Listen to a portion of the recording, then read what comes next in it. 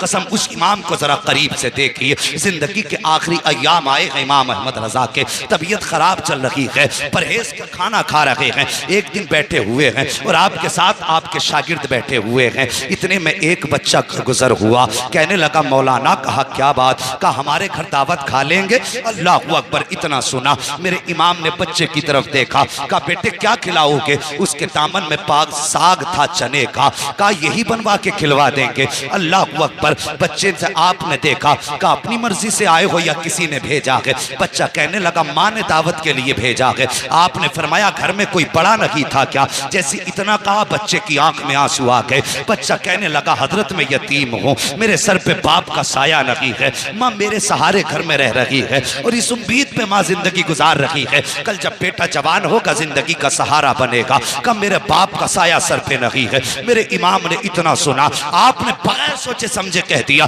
बेटे हमें तेरी दावत मंजूर है, कब खिलाओगे। बच्चा कहने लगा माँ से पूछ के बताऊंगा। बच्चा फिर वापस आया, ये कोई दूर की बात नहीं है बल्कि बिहारीपुर पुलिस चौकी की बात है, उसी ढाल पे वो यतीम रहा करता था। बच्चा फिर सौदा गिरान आया, आके कहने लगा बड़े मौल साहब कहा क्या, मेरी माँ ने कहा है कल दोपहर की आपकी दावत है, कल दोपहर आके हमारे घर पे खाना खा लेना। अब सुनो इमाम अहमद रजा कौन है। अल्लाह अकबर, जब अगले दिन आया है, दोपहर का वक्त आया है, आपने अपने शागिर्द से कहा चलो कल जो बच्चा दावत करके गया था आज उसके यहाँ खाना खाने के लिए जाना है। जब पहुंचे हैं बिहारीपुर ढाल पे आला हजरत, वही उस बच्चे का मकान था। दरवाजे पे दस्तक दी, आवाज आई कौन, का बड़े मौल साहब आए हैं, कल दावत करके आए थे। इतना सुना बच्चा घर के अंदर से एक बोरिया लेकर के आया, टाट का टुकड़ा लाया, लाने के बाद कि आला हजरत की बारगाह में पेश किया। कहा लो मौलाना इसे बिछाओ और बैठ जाइए। घर के आगे स्लिप की जगह पर आला हजरत ने वो बोरिये का टुकड़ा बिछाया है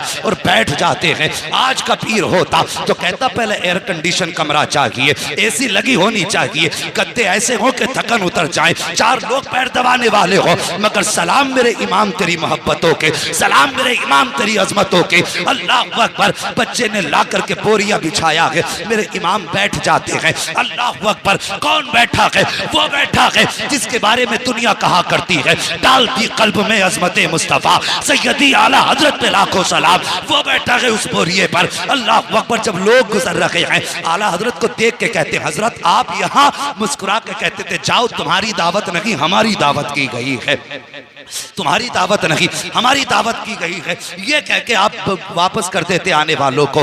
जब वक्त आ गया खाने का, बच्चा अंदर से चने की रोटी लाया है और बेसन की रोटी चने का साग, और लाने के बाद रख दी है आगे। जैसी आगे आई है रोटी, आपके शागिर्द जो साथ थे कहने लगे हजरत जी आप देख रहे हैं ये बेसन की रोटी है, डॉक्टरों का हकीमों का कहना यह है अगर एक लुकमा भी आपने खाया तो ये आपके लिए जहर से ज्यादा खतरनाक साबित होगी।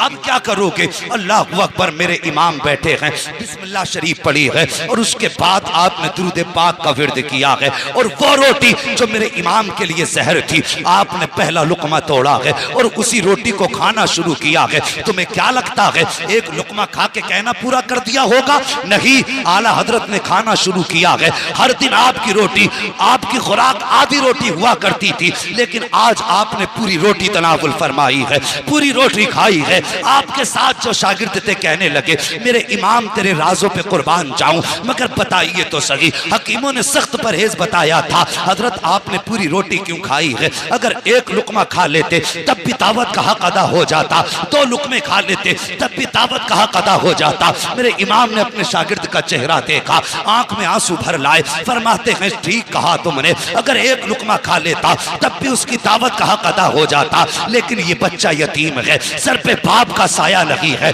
अगर मैं एक लुकमा खाता शायद बच्चे के दिल में ख्याल आ जाता कि हम गरीब हैं इसलिए मौलाना ने एक लुकमा खाया है, और अगर ये ख्याल आ जाता बच्चे का दिल टूट जाता। का मौलाना अहमद रजा मुस्तफा का आशिक है और मेरे नबी ने फरमाया है जो गरीब का दिल तोड़ देगा वो मोहम्मद का दिल तोड़ देगा, जो गरीब की दिल जोई करेगा वो मोहम्मद की दिल जोई करेगा। आला हजरत फरमाते हैं मौल साहब तबीयत सही रहे या बिगड़ जाए कोई फर्क नहीं पड़ता, अहमद रजा ये चाहता है कोई रूठे या ना रूठे लेकिन मदीने वाला मुस्तफा अहमद रजा से ना रूठे। नारे तकबीर, नारे उलमाए अहले सुन्नत मसलके आला हजरत हजरत अल्लामा मुफ्ती हम्माद साहब किबला, हजरत अल्लामा मुफ्ती हम्माद साहब किबला, नारे तकबीर, नारे रिसाल। अल्लाहु अकबर। जहां गुफ्तार में सुन्नत थी वहां किरदार में भी सुन्नत थी। उन्होंने तबीयत की परवाह न की, मुस्तफ़ा की शरीयत की परवाह की। दावत देने यतीम आया था, इसलिए मेरे रज़ा ने अपनी जो खाना खाया उसकी दिलजोई के लिए परहेज की फिक्र न की। और खुदा की कसम ऐसी कितने वाक़यात मेरे इमाम की ज़िंदगी से मुंसलिक हैं। और लोगों, मैं कहता हूँ हम नसीब वाले हैं जो खुदा ने हमारे मुक़द्दर में अहमद रज़ा रखे हैं। हाँ, नसीबों से मिला करते हैं। खुदा की कसम, हम जो इश्क है ना सीने में, आज जो सब शायर कहते हैं, हर मोमिन कहता है नात खानी मौत भी हमसे छुड़ा सकती नहीं, कब्र में भी मुस्तफ़ा के गीत गाते जाएंगे। अगर ये इश्क का चराग जला है ना सीनों में तो सिर्फ बरेली की वजह से जला है। हाँ, बरेली की वजह से जला। मैं ज्यादा बड़ी बात नहीं करता, अरबाब मिंबर की तवज्जो चाहिए। बहुत बड़ा चैलेंज करने लगा हूं उन लोगों के लिए जो आला हजरत को मानने से इनकार करते हैं, जो उनके खिलाफ भौंका करते हैं। मैं कहता हूं एक छोटी सी बात, सिर्फ आला हजरत की तसनीफी कारनामे को हटा दो। जो आपने 1000 से ज्यादा किताबें लिखी हैं उन्हें हटा दो, और हटाने के बाद मुझे बताओ अहले सुन्नत के पास बचता क्या है? बस आला हजरत की तसनीफात हटा दो और फिर मुझे बताओ आला हजरत के बाद हमारे पास है क्या? अगर कोई कहे ना बहार शरीयत है तो वो भी आला हजरत ही की है। हाँ, वो भी आला हजरत ही की है। अगर कानून शरीयत भी उठाओगे तो आला हजरत की है। बहुत बड़ी बात नहीं करता। अगर आला हजरत की किताबें और उनकी तसनीफात हटा दो तो एक माई का लाल ऐसा नहीं जो उनकी तहरीर छोड़ के वहाबियों से मुनाजरा कर सके। ये जो बकबक करते हैं ना आला हजरत के खिलाफ, वहाबी भी जब फतवा देते हैं ना तो फतावे रज़विया पढ़ के फतवा दिया करते हैं।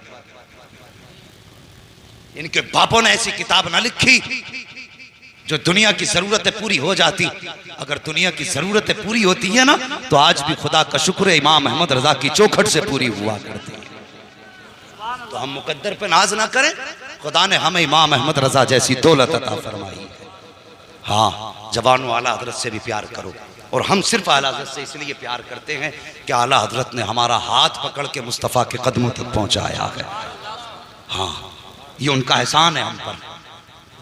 बस अल्लाह करीम मेरे बोलने में अमदन साहब लफ्ज़न जो लफ्ज़ें ख़ताएँ हुई हों, मौला करीम उन ख़ताओं को माफ़ फरमा दे। हाँ, और मैं बात कह दूँ, जब कोई गुनाह सरीही हो जाता है तो फिर उस गुनाह का इजहार करके तौबा लाजिम होती है। हाँ, अभी एक साहिब की ज़बान से जुमला निकल गया था कि हम अगर नेकी भी करते हैं तो अल्लाह की मर्ज़ी से और गुनाह भी करते हैं तो अल्लाह की मर्ज़ी से। हाँ, गुनाह भी करते हैं तो अल्लाह की मर्ज़ी से। ये जुमला गलत है, तौबा लाजिम है। इसलिए कि अगर हम नेकियां करते हैं तो अल्लाह की तौफीक से, और गुनाह अगर करते हैं तो अपने नफ्स की वजह से। हाँ, ये हमारे शामत नफ्स होती है, ये हमें उभारता है। सिर्फ नेकियों की तौफीक अल्लाह देता है और गुनाह अपने नफ्स की वजह से करते हैं। इसलिए तौबा लाजिम थी। बस सारे लोग इस गुनाह से भी तौबा कर लें, कलमा शरीफ भी पढ़ लें। सारे लोग पढ़ें ला इलाहा इल्लल्लाह मुहम्मद रसूलुल्लाह अस्तगफिरुल्लाह रब्बी। सारे लोग पढ़िए अस्तगफिरुल्लाह रब्बी मिन कुल्लि ज़ंबिन व अतूबु इलैह। या अल्लाह, हम अपने हर उस गुनाह से तौबा करते हैं जो हमने जाने और अनजाने में किए। मौला हमारी तौबा कबूल फरमा। बस जो हुए गलत उनको माफ़ फरमाए रब्बे कायनात। ज़िंदगी ने दिया साथ तो फिर होगी मुलाकात। चमन रहा फूल खिलेंगे, ज़िंदगी रही फिर मिलेंगे। मुसाफिर हैं हम भी, मुसाफिर हो तुम भी, किसी मोड़ पर फिर